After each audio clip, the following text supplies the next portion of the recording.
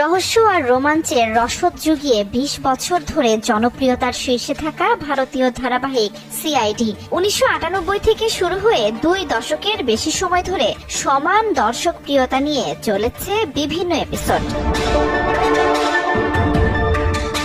ACP প্রদীয়মান, Abhijit, দায়াকে চেনেন না এমন মানুষ নেই।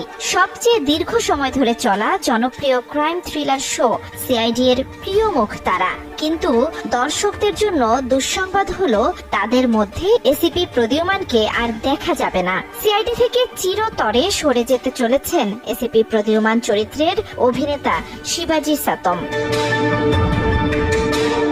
জানা গেছে খুব শিগগিরই একটি বড় মোড় দেখতে পাবেন দর্শকেরা। সেখানে মারা যাবেন এসিপি প্রদীয়মান, আর তার মৃত্যু দিয়েই সিআইডি থেকে পুরোপুরি বিদায় নিচ্ছেন তিনি। আর এই খবরটি প্রকাশের সাথে সাথেই রীতিমতো মন ভেঙেছে দর্শকের।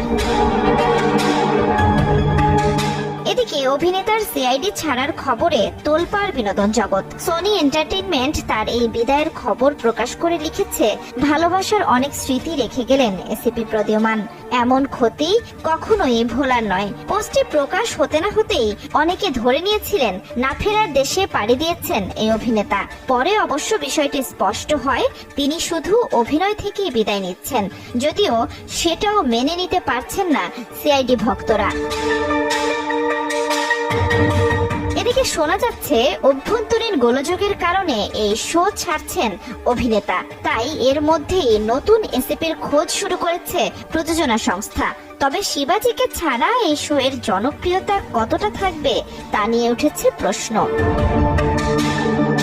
জান্নাতুল দোলনা, সময় সংবাদ।